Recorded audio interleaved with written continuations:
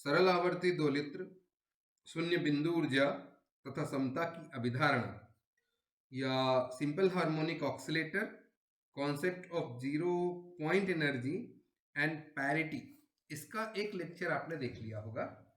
वहां पे हम लोग एनर्जी तक पहुंच गए थे, एनर्जी की वैल्यू पता कर लिए थे और वो एनर्जी की वैल्यू आपके पास ये था En equal to n plus 1/2 h nu के बराबर। इतना एनर्जी आपने पता कर लिया। अब आप कहते हैं कि ये जो n है ना, इसकी वैल्यू 0, 1, 2, 3 इस तरीके से पॉसिबल है, ये मान इसके संभव हैं।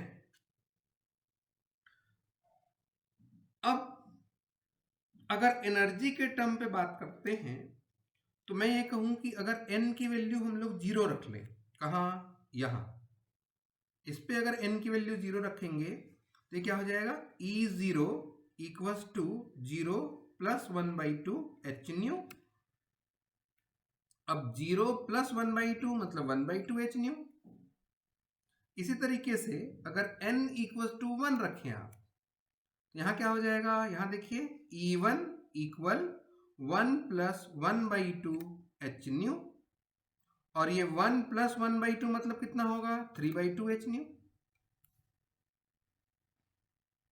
अब इसी तरीके से अगर आप n की वैल्यू 2 रख दें तो यहां देखिए E2 equal to 2 plus 1/2 h nu, और 2 प्लस 1/2 कितना हुआ, 2 प्लस 1/2 ये 5/2 h न्यू। इस तरीके से और n इक्वल टू 3 रखेंगे तो आपको 7/2 h न्यू मिल जाएगा, और आगे फिर इस तरीके से एनर्जी आपका मिलते जाएगा या बढ़ते जाएगा। तो अगर इसके लिए आप एक ग्राफ प्लॉट करें तो ये ग्राफ मिलने वाला है आपको। खास क्या है इसमें, अगर अच्छे से ऑब्जर्व करें तो देखिए यहां से लेकर के यहां तक और ये डिस्टेंस इसका इक्वल है, इक्वल डिस्टेंस है, और ग्राउंड लेवल पे यानी n इक्वल टू 0 पर भी इसकी एनर्जी 1/2 h न्यू के बराबर है। क्लियर है? इससे क्या पता चला आपको, इससे एक चीज क्लियर है कि सरल आवर्ती दोलित्र की मूल अवस्था में ऊर्जा शून्य नहीं होती। आपके सिंपल हार्मोनिक ऑक्सीलेटर का ये इनिशियल स्टेज पे या ग्राउंड स्टेज पे एनर्जी 0 नहीं है, बल्कि ये एनर्जी कितना है आपके पास, 1/2 h न्यू है। इसी को 0 पॉइंट एनर्जी कहते हैं, यही शून्य बिंदु ऊर्जा है। ये तो पहला स्टेटमेंट। क्या लिखेंगे आप, सरल आवर्ती दोलित्र की मूल अवस्था की ऊर्जा शून्य नहीं होती है, बल्कि h/2 h न्यू होती है। इसे ही हम लोग शून्य बिंदु ऊर्जा कहते हैं, 0 पॉइंट एनर्जी कहते हैं। एक चीज और क्लियर है आपको कि ये जो ऊर्जा के आइगन वैल्यू हैं, आपके एनर्जी का जो आइगन मान है वो केवल n के मान पर डिपेंड कर रहा है, केवल n के मान पर निर्भर करता है ना। तो इसका मतलब ये हुआ कि आपका ये जो सरल आवर्ती दोलित्र के ये जो सभी ऊर्जा स्तर हैं वो नॉन डिजेनरेट होंगे। सभी ऊर्जा स्तर अनपभ्रष्ट होंगे। अनपभ्रष्ट यानी कि नॉन डिजेनरेट होते हैं। क्या लिखेंगे, दूसरा लिखेंगे आप, ऊर्जा के आइगन मान n पर निर्भर करते हैं, अतः सरल आवर्ती दोलित्र के सभी ऊर्जा स्तर नॉन डिजेनरेट होते हैं। तीसरी और आखिरी बात, ये आपका जो सरल आवर्ती दोलित्र के ऊर्जा स्तर डिस्क्रीट होते हैं, अलग अलग होते हैं, तथा ये सभी ऊर्जा स्तर समदूरस्थ होते हैं। ठीक है, जो कि आपके प्लांक क्वांटम द्वारा प्रतिपादित या प्लांक क्वांटम सिद्धांत के द्वारा दी गई ऊर्जा स्तर के जैसा ही है, क्योंकि उसमें आप लोग ने कहा था प्लांक के हिसाब से En equal to NH nu होता है, तो वहां ग्राउंड स्टेट एनर्जी 0 लेंगे, लेकिन यहां पे इंटरवल उसका भी इक्वल आता है। क्लियर है? तो ये जो 0 पॉइंट एनर्जी है जिसके लिए आपने कहा कि En equal to n plus 1/2 h nu है, यहां ground state energy n equal to 0 पर आपके पास ऑक्सीलेटर की एनर्जी 1/2 h न्यू होती है। लेकिन अगर प्लैंक के हिसाब से बात करें तो E equal to NH nu हुआ, तो n की वैल्यू 0 रख देंगे तो ग्राउंड स्टेट एनर्जी आपको क्या मिलनी है? 0। इसका मतलब यह हुआ कि श्रोडिंगर और प्लैंक में केवल इतना अंतर है कि एक ने ग्राउंड स्टेट एनर्जी यानी कि n इक्वल टू 0 को 0 ना मान करके 1/2 h न्यू लिया है, और यही शून्य बिंदु ऊर्जा 0 पॉइंट एनर्जी है। लेकिन ध्यान ये रखिए, श्रोडिंगर और प्लैंक में दोनों में एक चीज कॉमन था कि इनके बीच का जो गैप होगा, ऊर्जा अंतराल होगा, वो एक समान होता है ना। यहां से लेकर के यहां तक का डिफरेंस अगर देखें तो 1 का है, ये 1 का डिफरेंस यानी कि h न्यू का डिफरेंस है। ठीक है, इसका मतलब क्या हुआ, यहां जो क्वांटम सिद्धांत के अनुसार according to the quantum theory सभी एनर्जी स्टेट क्या है? इक्वल डिस्टेंस पे हैं, और इनके बीच दो क्रमागत कंजिक्यूटिव एनर्जी लेवल के बीच का डिफरेंस कितना हो रहा है? कितना आएगा? यहां से लेकर के यहां तक का एनर्जी डिफरेंस हर एक की जगह, है ना, यहां से लेकर के यहां तक अगर 3/2 माइनस 1/2 कर देते हैं आप, तो कितना आ जा रहा है? h न्यू के बराबर आ जा रहा है। ठीक, अब यहां जीरो एनर्जी पॉइंट या शून्य बिंदु ऊर्जा को हम लोग एक्सपेरिमेंटली भी प्रूव कर चुके हैं और एक्सपेरिमेंटली भी देख चुके हैं, और क्वांटम मैकेनिक्स में बड़ा इंपॉर्टेंट रोल प्ले करेगा।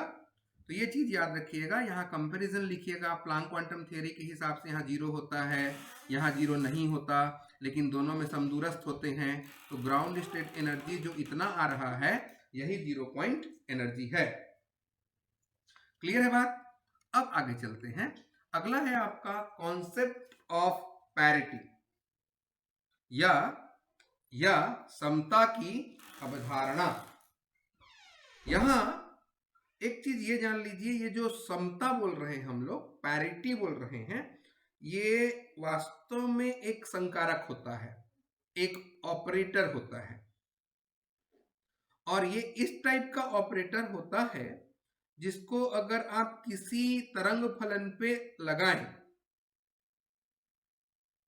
किसी भी तरंग फलन पे अगर लगाएंगे, इसको मान लेते हैं आपका पैरिटी ऑपरेटर ये P है, तो इस फंक्शन पे अगर इसको अप्लाई करेंगे तो ये इसको इस तरीके से बदल देता है। मतलब ये ऐसा ऑपरेटर है जो किसी तरंग फलन से क्रिया करके उसके पोजीशन वेरिएबल में, स्थिति चरों में के मान को ऋणात्मक कर देता है। ठीक है, अब इसका अगर आइगन वैल्यू निकालेंगे तो कैसे निकालेंगे आप? मान लेते हैं P psi equal to y psi आया, ये कोई नया ऑपरेटर बन गया या नया गुणांक बना है।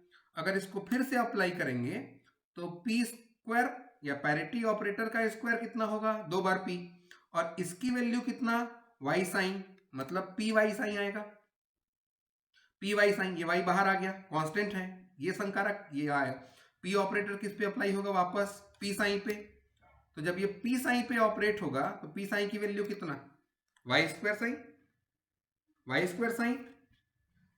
ठीक है, अब इसी तरीके से अगर मैं यहां इस चीज को अप्लाई करता, देखिए समीकरण 1 से वापस, इस समीकरण 1 में अगर आप ध्यान दें तो ये जो P स्क्वायर होगा वो साइन एक्स वाई जेड, तो P psi x y z, और ये P psi x y z, इसकी वैल्यू आप लोग को लिखेंगे P psi minus x minus y minus z, और ये P के साथ फिर से अगर अप्लाई कर दें तो ये वाला फंक्शन वापस मिल गया आपको, इसके साथ 1 है। 1 को मैं एक I ऑपरेटर ले लेता हूं, या एक I एक संकारक ले लेता हूं, या ये I एक ऐसा ऑपरेटर होता है जो किसी भी फंक्शन पे अगर लगेगा तो उसमें कोई चेंजेस नहीं करता। मतलब इस फंक्शन में अगर I ऑपरेटर को लगाएंगे आप तो ये इसको वही के वही रखेगा उसके हिसाब से I। इसका मतलब P स्क्वायर ऑपरेटर और ये I ऑपरेटर दोनों इक्वल है। अगर 2 और 3 से बात कर ले तो Y square equal to I हो जाएगा। ये इक्वेशन नंबर 2 देखिए, P square sine is equal to Y square sine और P square sine equal to I sine. तो ये वाई स्क्वायर इज आई, तो वाई इज इक्वल टू कितना, plus minus I. Y equal to आपके पास कितना निकल के आ गया, प्लस माइनस और आई। यहां अगर आप ये कहते हैं कि y की वैल्यू प्लस आई है तो इसको हम लोग फंक्शन ऑफ इवन पैरिटी कहते हैं, इसको सम पैरिटी फलन कहेंगे। और अगर y की वैल्यू आप माइनस कहते हैं, माइनस आई लेते हैं, तो इसको फंक्शन ऑफ ऑड पैरिटी कहते हैं, विषम पैरिटी का फलन कहते हैं। ठीक, ये जो पैरिटी होता है या समता, क्वांटम यांत्रिकी में तरंग फलन का एक विशिष्ट गुण होता है जो तरंग फलन के दिक् व्युत्क्रम को, स्पेस इन्वर्जन को प्रदर्शित करता है। ठीक है, अतः सरल आवर्ती दोलित्र के तरंग फलन की समता हम लोग को सम लेनी पड़ेगी। नहीं क्यों, क्योंकि साइन एक्स को आपने e to the power minus alpha x square by 2 लिया था। साइन एक्स को अगर हम लोग e to the power minus alpha x square by 2 लेंगे तो sine X equal to sine minus X आ जाएगा। Sine X equal to sine minus X आ गया, इसका मतलब क्या होगा, है ना। यहां पे ये जो पैरिटी निकल के आएगी वो किस टाइप का निकल के आ जाएगा, सम पैरिटी निकल के आ जाएगा। ठीक, कि विषम पैरिटी होगा। एक बार सोच के देखिए इसको, वहां अप्लाई कीजिएगा पी को, और पी को अप्लाई करने के बाद चेक करिएगा कि आंसर क्या आ रहा है। ठीक है, तो यहां तक ये चीजें आपको समझ में आ गई होंगी। पैरिटी का कॉन्सेप्ट आप समझ गए होंगे। पैरिटी वास्तव में क्या होता है, एक ऑपरेटर होता है जो किसी भी फंक्शन को इस तरीके से चेंज कर सकता है। अगर y की वैल्यू यहाँ पे आके देखें, y की वैल्यू अगर आप i दिखाएंगे, प्लस में दिखा रहे होंगे, तो वो सम पैरिटी होगा, यानी कि इवन पैरिटी आएगा। और अगर y की वैल्यू माइनस आई दिखाएंगे आप, तो वो ऑड पैरिटी आ जाएगा। ठीक, और एनर्जी लेवल डायग्राम में आपने कहा था कि यहाँ ग्राउंड स्टेट में प्लांक के हिसाब से एनर्जी 0 होनी चाहिए, लेकिन यहाँ एनर्जी 1/2 h न्यू है, लेकिन हाँ समदूरस्थ है, नेचर एक सा है। तो ये जो ग्राउंड स्टेट पे जो एनर्जी है उसी को आपने 0 पॉइंट एनर्जी कहा है। इस तरीके से आपको ये simple harmonic motion quantum method से एक्सप्लेन करना समझ में आ गया होगा और आप सीख भी गए होंगे। केवल याद रखिएगा कि यहाँ जो सरल आवर्ती दोलित्र के ऊर्जा स्तर आरेख हैं उसमें कुछ बातें आपको ध्यान में होनी चाहिए। पहला, 0 पॉइंट एनर्जी, मतलब ग्राउंड स्टेट पे एनर्जी 0 नहीं है। दूसरा, यहाँ जो ऊर्जा के आइगन मान हैं वो n पर डिपेंड करते हैं, n पे डिपेंड कर रहे हैं, इसलिए उसको नॉन डिजेनरेट कहेंगे। और ये क्या होते हैं, इक्वी स्पेस्ड होते हैं। एनर्जी लेवल यहाँ क्या मिलेगा, इक्वी स्पेस्ड मिलेगा। ठीक है, thank you very much, thank you. यहाँ तक समझिए, और कोई डाउट हो तो हम लोग डिस्कस कर सकते हैं। Thank you.